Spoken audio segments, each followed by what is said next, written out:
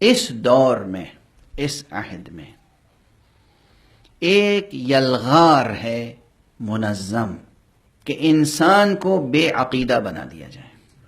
تقریباً دنیا کی ہر اہم زبان میں اور ہر کارگر وسیلے کے ساتھ اس پر کام ہو رہا ہے کہ انسان کے ذہن اور ضمیر میں، انسان کے قلب میں، انسان کے نفس میں، انسان کے باطن میں، انسان کی فطرت میں جو حقیقت توحید ہے، انسان اس سے مکمل طور پہ غافل ہو جائے بلکہ بیزار ہو جائے. انسان کے دل سے خوف آخرت نکل جائے اور ان تمام عقائد کو محض خرافات کا مجموعہ ثابت کیا جائے، مذاق اڑایا جائے. کس چیز کا قائل؟ خدا تو ہے ہی نہیں. آخرت کیسی آخرت؟ کس نے دیکھی ہے آخرت؟ یہ سلسلہ اس وقت گزشتہ تمام زمانوں سے زیادہ اس وقت سرگرم ہے. دنیا کی بڑی بڑی قوموں کی خاص اسٹریٹجی یہ ہے، بڑی بڑی حکومتوں کی جو آپ کے سپر پاورز ہیں، ان کی خاص اسٹریٹجی یہ ہے کہ انسان کو بے عقیدہ بنا دیا جائے.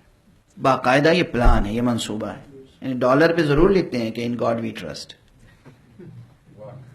لیکن وہی ڈالر جس پہ لکھا ہوا ہے ان گاڈ وی ٹرسٹ، وہی ڈالر استعمال ہو رہا ہے تاکہ انسان اس باور تک پہنچ جائے کہ there is no God, just enjoy your life. کوئی خدا نہیں ہے، آپ جس طرح چاہیں اپنی زندگی بسر کریں. یہ اس لندن میں بھی باقاعدہ تحریک چلی ہے، اور تحریک چلائی ہے کن لوگوں نے؟ آپ حضرات کو مجھ سے زیادہ باخبر ہونا چاہیے کہ یہاں پر رچرڈ ڈاکنز نامی جو سائنٹسٹ ہیں، انہوں نے بچوں کو لے کر، سائنس کے اسٹوڈنٹس کو لے کر، اور باقاعدہ چندہ کیا ہے، فنڈ ریزنگ. کس لیے فنڈ ریزنگ؟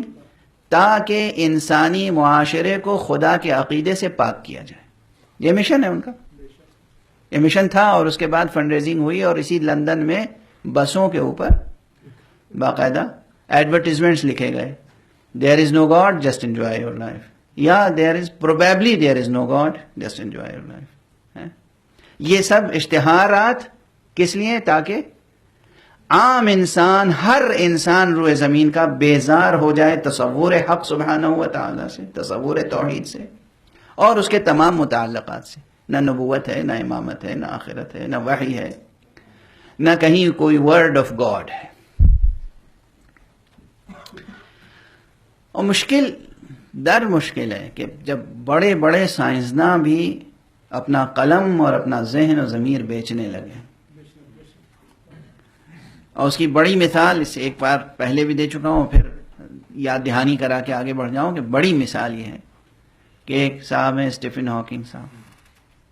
اسٹیفن ہاکنگ صاحب کا خود وجود بہت سے اعتقادی سوالات کا جواب ہے. خود وجود اس شخص کا، اب یہ ایک الگ بحث ہے. آواز نہیں ہے، چل پھر نہیں سکتے. عام طور پہ ہم سے یہ سوال کیا جاتا ہے کہ یہ جو بچے پیدا ہو جاتے ہیں اور ایسی ایسی بیماریوں میں مبتلا ہو جاتے ہیں، آخر پروردگار انہیں کیوں پیدا کرتا ہے؟ میں پوچھوں کہ پروردگار نے آخر اسٹیفن ہاکنگ کو کیوں پیدا کیا ہے؟ اس کا کوئی کنٹریبیوشن ہے یا نہیں ہے تو کنٹریبیوشن اتنا بڑا کنٹریبیوشن ہے کہ ناز کر رہے ہیں، خود ناز کر رہے ہیں. یہ ایک الگ بحث ہے. لیکن ان آئنسٹائن صاحب کے متعلق جو کچھ معلومات مجھے اور آپ سب حضرات حاصل کر سکتے ہیں اسٹیفن ہاکنگ صاحب سے متعلق، وہ یہ ہے کہ انہوں نے جب پی ایچ ڈی کی تھیسس اپنی لکھی تھی تو اس میں یہ ایک کریشنسٹ کے طور پر ابھر کے سامنے آئے تھے، اور انہوں نے یہ بات لکھی تھی کہ ایک نقطۂ آغاز تھا. There was certainly a point of creation. اور اب اس دور میں آنے کے بعد وہ کہہ رہے ہیں کہ نہیں، ہم نے پوری کائنات کا جائزہ لے لیا، نہ کہیں خدا ہے، نہ کہیں جنت ہے، نہ کہیں جہنم ہے، کچھ نہیں ہے، جسٹ انجوائے یور لائف. اس کے معنی کیا ہے؟ اور جو آپ حضرات خود مطالعہ کر سکتے ہیں. دیکھیں یہ ریفرنسز اس لیے دیتا ہوں کہ آپ حضرات اہل مطالعہ ہیں. اسٹیفن ہاکنگ صاحب کی ایک بہت مشہور کتاب چھپی تھی، a brief history of time. اس میں بار بار لفظ گاڈ آتا ہے، لفظ اللہ، گاڈ بار بار آتا ہے. اتنی بار آتا ہے کہ واقعاً اصل کتاب کو پڑھنے سے اندازہ ہو جاتا ہے کہ اس شخص کے ضمیر میں خدا پر یقین ہے، اس کا ذہن خدا شناس ہے. لیکن اس تصور کو باطل قرار دینے کے لیے کیا ہوا؟ ایک اور سائنٹسٹ ہیں جن کا نام ہے کارل سیگن. کارل سیگن صاحب ایتھیسٹ ہیں، وہ خدا پر یقین بالکل نہیں رکھتے، کسی دین، کسی مذہب، کسی خدا کو نہیں مانتے. انہوں نے ایک پریفیس لکھا 1.5 صفحے کا. اس پریفیس میں خاص چیز یہ لکھی ریڈرز کو خطاب کر کے کہ دیکھو یہ جو اسٹیفن ہاکنگ ہے، ان کی کتاب میں بار بار گاڈ گاڈ گاڈ کا ذکر آیا ہے، خدا را دھوکہ نہ کھا جانا، یہ شخص خدا کا قائل نہیں ہے. سبحان اللہ سبحان اللہ سبحان اللہ. اور فرما رہے ہیں آپ، یہ شخص خدا کا قائل نہیں ہے.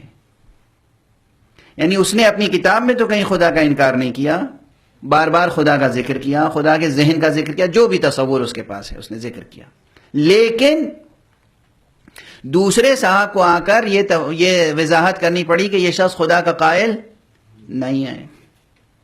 اب جب کتاب پر اس طرح کا پریفیس لکھا جا رہا ہو تو یہ بات تو واضح ہے نا کہ کوشش ہو رہی ہے کہ اس خدا پرست کو ملحد بنایا جائے. وہ اپنی کوششوں میں کامیاب ہو گئے، اور آخری جو ان کے بیانات ہیں وہ تقریباً یا تحقیقاً ملحدانہ ہیں. یہ ایک مثال ہے. میں اس سے پہلے بھی عرض کر چکا ہوں کہ 20ویں صدی کے شروع میں 1917-1918 کے قریب جب رشیا میں انقلاب آیا تھا اور وہاں سے ایک کمیونزم کا، بولشوئزم کا انقلاب شروع ہوا، اور مارکسزم کی تھیوری آگے بڑھی، اور دنیا میں مارکسسٹ پیدا ہوئے بڑے بڑے دانشور، اور ہندوستان میں ہو، پاکستان میں بھی، اور عربستان میں ہو، ایران میں، دنیا بھر میں ہر جگہ اور ہر زبان میں مارکسزم پر بہت کتابیں لکھی گئیں. اور ادب کے ہر صنف میں، ہر صنف ادب میں، شاعری میں، نثر میں، ہر صنف میں مارکسی خیالات کا اظہار کیا گیا.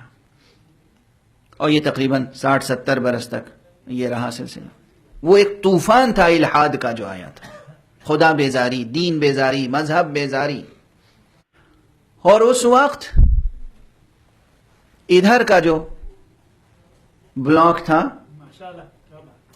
وہ خدا پرست تھا. اور اب صورتحال کیا ہے؟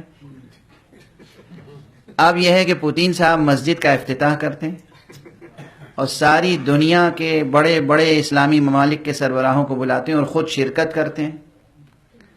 اور یہ ملک جس کی کرنسی پہ جیسا کہ میں نے کہا کہ ان گاڈ وی ٹرسٹ لکھا ہوا ہے، خود اس ملک کی طرف سے منظم ایک بڑی تنظیم ہے، ایک بڑا منصوبہ ہے کہ تمام عالم انسانی کو دین، مذہب اور اصل مذہب یعنی حقیقت خدا، حقیقت توحید سے بیزار بنا دو.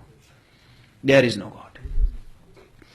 اور جب خدا نہیں ہے تو وحی کے کیا معنی ہوتے ہیں؟ خدا نہیں ہے تو نبوت کے کیا معنی ہوتے ہیں؟ خدا نہیں ہے تو آخرت کے کیا معنی ہوتے ہیں؟ اور جب نبوت نہیں ہے تو پھر قرآن کے کیا معنی ہوتے ہیں؟ اور انجیل کے کیا معنی ہوتے ہیں؟ اور توریت کے کیا معنی ہوتے ہیں؟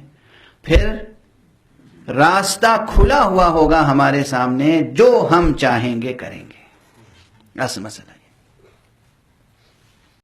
اصل مسئلہ یہ. کیونکہ پھر تاریخ کی طرف پلٹ کے جائیے.